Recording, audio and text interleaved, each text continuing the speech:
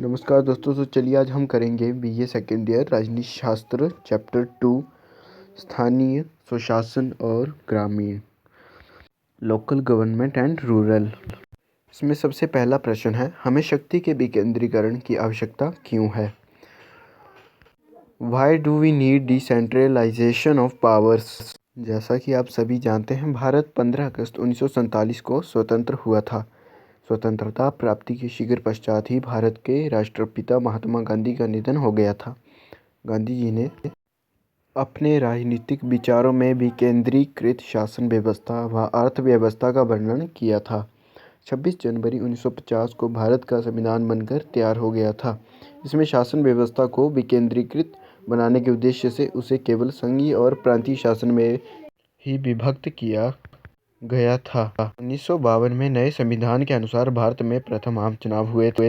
इन चुनावों में उम्मीद के विपरीत लगभग आधे भारतीय मतदाताओं ने चुनावों में भाग नहीं लिया था। अतः भारत के सभी मतदाता राजनीतिक अधिकारों का प्रयोग करें और चुनावों में भाग लें। इसी उद्देश्य से बलवंत राय मेहता समिति की सिफारिशों के आधार पर भारत में स्थानीय निकायों के गठन और उसमें स्थानीय जनता या मतदाताओं की भागीदारी को विश्वसनीय बनाने के प्रयत्न पंडित जवाहरलाल नेहरू ने 2 अक्टूबर 1959 में आरंभ किए थे। उसके पश्चात निरंतर इस दिशा में प्रयत्न जारी रखे गए हैं। हमें शक्ति के विकेंद्रीकरण की आवश्यकता निम्नलिखित कारणों से महसूस हुई है। इसमें सबसे पहला मुख्य बिंदु है स्थानीय आवश्यकताओं की पूर्ति के लिए, for the fulfilment of local needs. हमें शक्ति के विकेंद्रीकरण की आवश्यकता स्थानीय आवश्यकताओं की पूर्ति के लिए महसूस हुई है। भारत एक विशाल देश है जिसमें 29 राज्य व 7 केंद्र शासित प्रदेश थे, लेकिन वर्तमान में 28 राज्य व 8 केंद्र शासित प्रदेश हैं। इतने बड़े देश की समस्त आवश्यकताओं की पूर्ति अकेले केंद्र सरकार ही नहीं कर सकती है। प्रत्येक प्रांत व क्षेत्र की अपनी स्थानीय आवश्यकताएं होती है, जिनकी पूर्ति वहाँ की स्थानीय सरकारें ही बेहतर ढंग से कर सकती है, क्योंकि उन्हें अपने क्षेत्र की समस्याओं को हल करने की विधि आदि का पूर्ण ज्ञान होता है। इसलिए स्थानीय सरकारों की व्यवस्था की जाती है ताकि स्थानीय आवश्यकताओं की पूर्ति व क्षेत्रीय समस्याओं का हल समय पर किया जा सके। दूसरा महत्वपूर्ण बिंदु है स्थानीय निकायों को आत्मनिर्भर बनाने के लिए, for the self reliance to local bodies. शक्ति के विकेंद्रीकरण की आवश्यकता का दूसरा कारण स्थानीय निकायों को आत्मनिर्भर बनाने के लिए भी पड़ती है। विकेंद्रीकरण व्यवस्था के द्वारा स्थानीय निकायों को विभिन्न तरह के अधिकार व शक्तियाँ प्रदान की जाती हैं ताकि वह संबंधित क्षेत्र के विकास के लिए विभिन्न तरह की विकासात्मक योजनाएं बनाएं और उन्हें प्रभावी ढंग से लागू कर सकें। विकेंद्रीकृत व्यवस्था के द्वारा स्थानीय प्रशासन विभिन्न तरह की आवश्यकताओं जैसे रोजगार, शिक्षा, स्वास्थ्य सेवाओं, महिलाओं के विकास, बालकों के विकास आदि की योजनाएं बनाती है और उन्हें लागू करती है।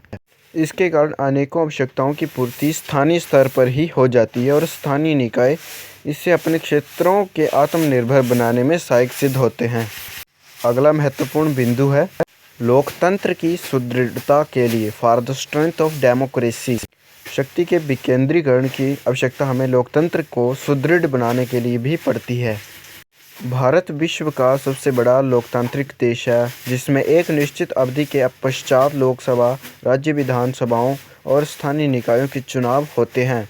यदि शक्ति का विकेंद्रीकरण स्थानीय स्तर तक नहीं किया जाएगा तो लोकतंत्र सुचारू रूप से नहीं चल सकता है। इसे सुचारू ढंग से संचालित करने के लिए ही इस शक्ति को स्थानीय निकायों में बांटा जाता है।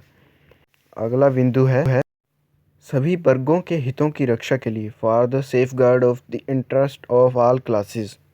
भारत एक बहुभाषी, बहुधर्मी, बहुजातीय, बहुसंस्कृति और क्षेत्रों वाला देश है। शक्ति के विकेंद्रीकरण के द्वारा हम समाज में रहने वाले इन लोगों या वर्गों के हितों की रक्षा कर सकते हैं।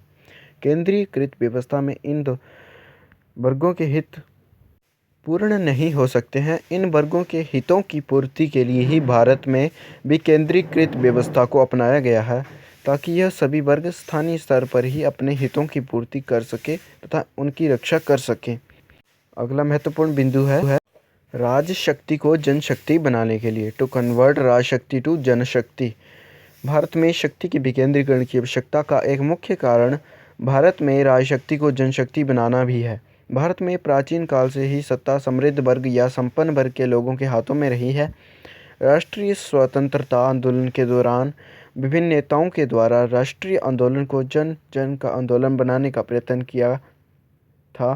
स्वतंत्रता प्राप्ति के पश्चात शासन की शक्ति समृद्ध वर्ग के हाथों में ही रही थी। अपवाद स्वरूप ही आम लोगों ने राजनीति के शिखर को चूमा था। भारत चूंकि विश्व का सबसे बड़ा लोकतांत्रिक देश है और लोकतंत्र तब तक सफल नहीं हो सकता है जब तक कि इसमें आम जनता की भागीदारी ना हो। इसे आम जनता तक तभी पहुंचाया जा सकता है यदि इसमें जनता की भागीदारी को सुनिश्चित किया जाता है, और जनता की भागीदारी शक्ति के विकेंद्रीकरण से ही स्पष्ट हो सकती है।